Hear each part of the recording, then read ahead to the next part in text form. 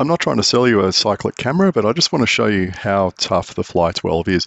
And I was following this lady around the river, and we went through a puddle, and it flicked up all sorts of muck onto my glasses. And I thought, I wonder if it's flicked up some water onto the camera. I'd better give it a clean with my glove, and whoops, out it came. Badoink, badoink, badoink. Down the road it went. And I did a U-turn, went back and thought, oh, I probably smashed it this time, because I have dropped it a few times before doing similar things like this. And it was absolutely fine, as you can see from this footage that it shot not that long after. So, yeah, good old Fly12, tough as old boots. This thing's really had a beating in its life.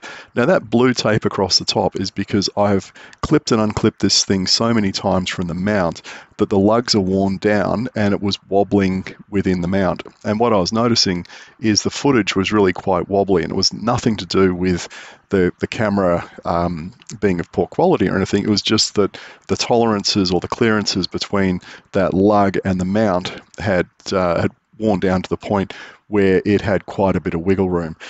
So I actually decided I would fix this morning by going to the getting some what do you call it, like Band-Aid tape, and putting it over those lugs. So look at that, talk about a bodge, to just fatten them up a little bit so that the clearances were much reduced. And as you can see, I mount this thing upside down so that I can put my GPS in the top mount. This is a really good mount, by the way, and that is now super solid.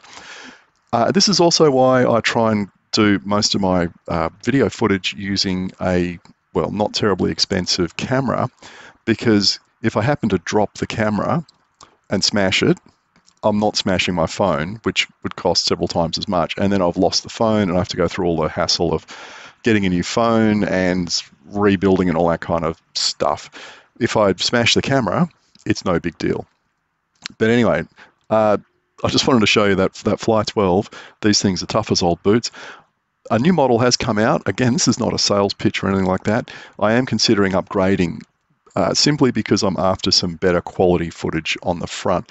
That camera, it is old tech, so to speak, but look, I'm amazed that the battery life is still really, really good.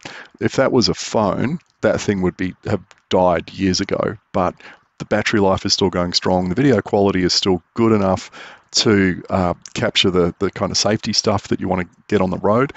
And look, the only downside is I've really abused the lens cover on the front over the years, with scratching and mud and stuff being thrown all over it.